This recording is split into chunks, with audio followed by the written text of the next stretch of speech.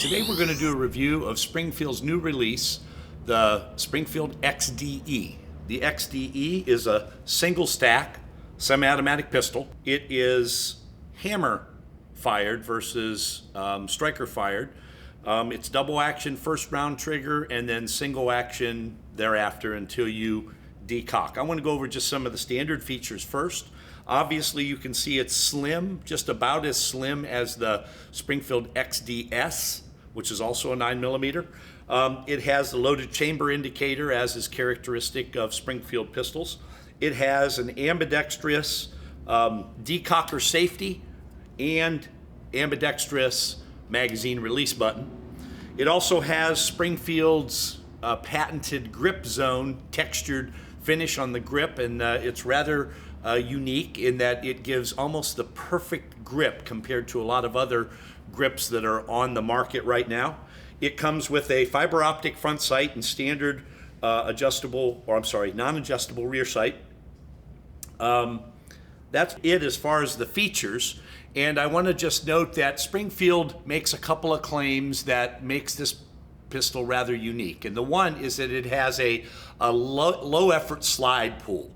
Low effort slide pull, I think pulling the slide back's relative, but some people, they think that's substantially an issue that for some people might make it a gun that they'd be interested in doing because they have a hard time pulling back on the slide. I will just tell you, when I racked the slide several times, which I'm going to do in just a second, I noticed a slight difference, but I didn't think that it was significant. They say that it's 27% less energy that it takes to pull back the slide on this pistol versus some others. I don't know that that's the case, and I don't know how you would measure 27%. But basically, you pull back on the slide. It is a nice smooth pull, but I don't know that it's 27% less activity or less pressure that it takes to activate the slide. So I don't know that that's such a big deal. The other thing that they claim is it can be carried in four separate configurations, or four separate ways. The first way, obviously, since it's a double action pistol, you could carry it with the magazine in, charge the chamber, decock the hammer, and carry it just with the double action trigger being the primary safety. You don't have to engage the safety. If you choose to, you could also put it in the double action mode and engage the safety for your second option. The third option would be 1911 style, where you would charge the chamber and then carry it cocked and locked, essentially, in that method. And then the fourth method, I wasn't sure and I wasn't able to find out specifically what they were referring to, but I think what they're referring to, you can carry it in a method whereby you can just put a magazine in the gun and keep the safety on or off and not charge the chamber, and then do like some, I think it's not very wise, but some of the elite forces around the world do. They carry it with an empty chamber, and the first thing they do when they draw out of the holster is they rack the slide. I'm not sure what their fourth method of carry was, but that's the only thing I could figure out. Now let me just talk about my personal opinion about the features of the gun before we do some shooting. First of all, I like the fact that it's a hammer-fired gun. That's fine. I carry a Sig Sauer P239, which is double action, single action, hammer-fired pistol. However, I don't like the fact that they've added the safety feature to the decock mechanism. I think that's overkill.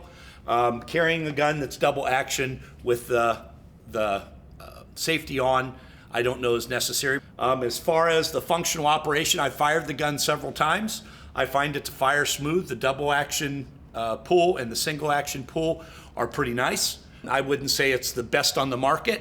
I think that the one I carry is probably the best on the market of the double action, single action that I've fired over the years. However, I think it's going to be a competitor for people that are interested in this configuration. The one thing I will tell you, that for me, the position of the trigger, which is significantly farther forward, at least the lower tang is significantly farther forward than some of the other guns I'm used to, it made it difficult for me to initially consistently to get my finger into the trigger and onto the trigger to be able to fire the gun. So that's something that each individual would have to assess, and at least two other people told me the same thing when they test fired the gun. But that's it as far as the general features. And we're going to shoot it, then we'll talk a little bit more. First of all, I just want to show our people that are watching this video, it comes with 2 magazines, a 9-round magazine and an 8-round magazine, and both of them have various configurations of a pinky extension on the bottom, which makes it very beneficial when it comes to gripping the gun in a very efficient way in order to fire it and handling the recoil. So it comes with a 9 and an 8-round magazine. I'm going to start out just firing the 9-round magazine. I'm going to shoot it strictly in the double action mode, and then we'll go from there.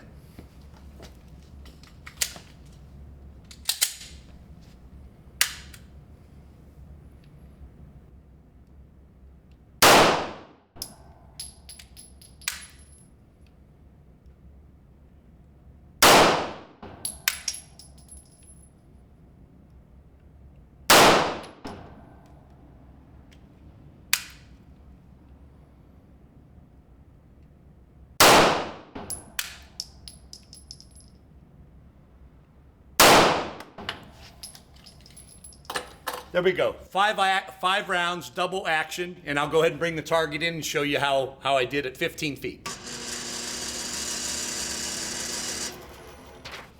That's 5 rounds, double action at 15 feet. Now I'm going to go ahead and move the target back out, and I'm going to shoot 5 rounds, single action only at 15 feet.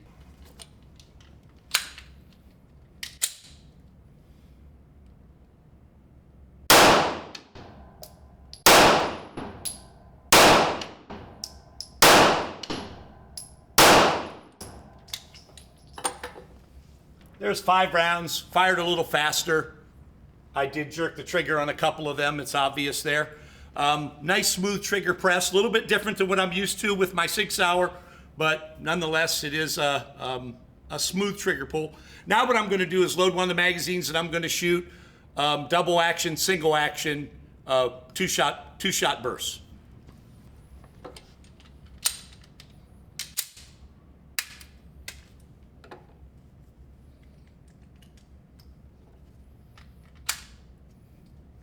Once again, I'm going to shoot 2-shot bursts. I obviously loaded and charged the weapon, dropped the magazine, topped it off so I would have a total of 10 rounds in the 9-round magazine. 9 in the magazine, 1 in the chamber. I'm going to shoot two-shot bursts just to see how it performs.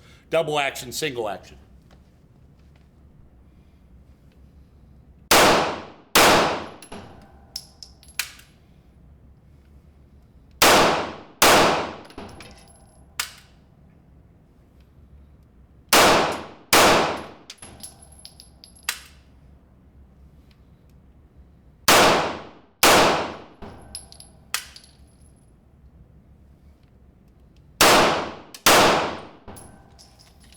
There's my 2-shot burst pattern at 20 feet. Overall, the gun fires pretty smoothly. I did on several occasions when I was doing that last drill have to reset my trigger finger because for me it was an awkward angle for presentation of my the middle of my first pad, my shooting finger onto the trigger, something that someone would have to get used to. And again, that's more a product of probably the gun or guns that I'm used to firing versus the features of this. But since it's happened with another person, I think the one criticism I have is that that trigger on the gun, when it is in the double action mode, is a little bit far forward, and it looks like it has such an angle on it that it makes it awkward for many people to get their finger onto the trigger. Obviously, it's a new gun. We'll have to wait and see what other people say, but I noticed that as a feature. But overall, it's a great option for somebody that's looking for a single stack 9mm. It gives you a number of different carry options. As I mentioned earlier, you could carry it double action, single action, safety on, safety off, cocked and lock, or if you choose, I don't recommend it, no round in the chamber with safety on or safety off, whatever that might do for some people. Some people just feel more comfortable doing that. It requires a significantly greater amount of training if you don't carry one in the chamber, because that's an extra, I think, unnecessary step, particularly with this gun, that you'd have to take.